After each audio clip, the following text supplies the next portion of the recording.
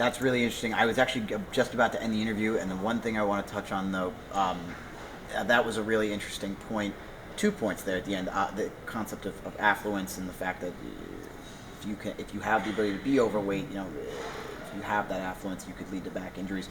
But you notice a lot in just about any sport, but I think football is the guiltiest culprit because of the size of the players inherently, that a lot of these guys they'll come to training camp totally out of shape.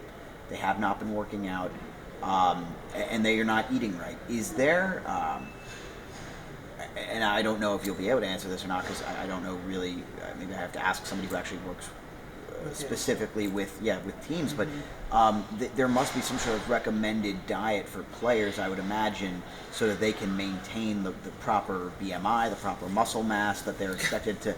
I'm assuming at least. From looking at those guys, I don't think they worry about BMIs. Well, yeah. I look at the linemen. They're huge. They're not a picture of health and fitness. I think they're on the contrary. They're a picture of overindulgence, and they want mass. Because their role is to move an opponent. Particularly like a sumo wrestler tries to move another opponent. The bigger the mass, the more chance you have.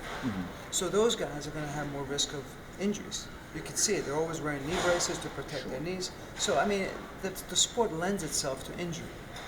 Then let's take a guy like, let's say J.J. Watt, for example, with the Texans. He's like 6'6", he's 290, but there's no real fat there. He's very, very well built. So in that instance, does he have, since he seems to be in such great shape, but somehow he's 290 pounds, is that a situation where that's just almost too much muscle, or is he still at risk for injury with his weight where it is? Or since he is in shape, he just happens to be 290 pounds, does that make it different? I know this is tough because, everybody is different, but... Yeah, no, that's a good... your point is well taken.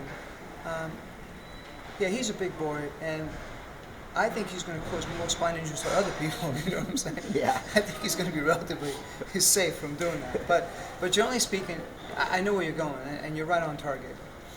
Whenever you're 290 pounds, you're loading your body 290 pounds.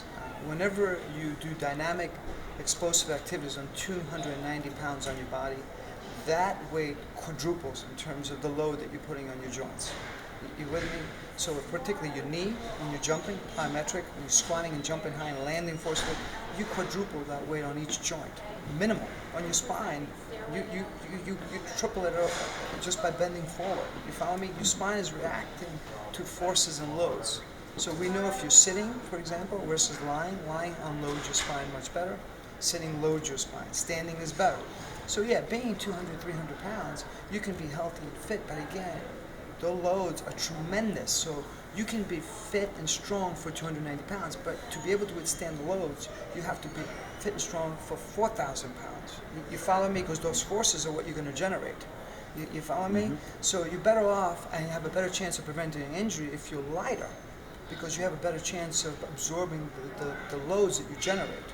Because within the soft tissue limits, you can absorb that load. But if you're 300 pounds and you generate 4,000 pounds on each joint, you'll never be able to get that type of strength unless you're some type of robot, but to be able to withstand and avoid injuries. You follow me? Yeah. Because you got to look at it from a dynamic perspective, not a static person, just sitting and standing. These guys are very explosive, and they get into these contorted positions with extreme force. So unless you're super human, the joints will give. No matter how strong you are, you have a better chance if you're lighter and thinner. And I have to add one more thing. I'm sorry if I interrupt you. No, go for it. The most critical aspect of fitness is, number one, is strength. That's true. Number two is core strength, for certain. Number three is flexibility. There's no doubt about that. The flexibility has to be more dynamic flexibility, not just a static stretch, touch your toes. It should be implemented more in their training to do dynamic flexibility to keep the joints and muscles loose during a movement, not in a static position. And they have to have endurance. The other component of avoiding injury is balance. So if you can incorporate that into an exercise regimen, then you'll succeed in minimizing injuries. If you focus just on strength, they're going to get hurt because they get stiff and tight. If you don't focus on balance, they lose their balance, they can tweak things much easier. If you have good balance, you have less risk of injury. You follow me? You can accommodate the changes in the center of gravity better, and you can adjust to impact better if you have a good sense of balance. If you have flexibility, the joints and the ligaments and the muscles are resilient, so they'll stretch before they give, versus an oak tree that won't give and crack. You follow me? So those are, I think, premier points in terms of to avoid fitness. But you have to incorporate that in the whole exercise regimen.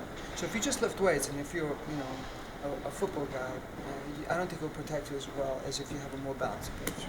All right. Is there anything you would like to add? Just, I think, other than that, I think you're off the hot seat. No, I say just, get fit, stay fit, and exercise regularly, eat well, and enjoy yourself. Thank you. Thank you, sir.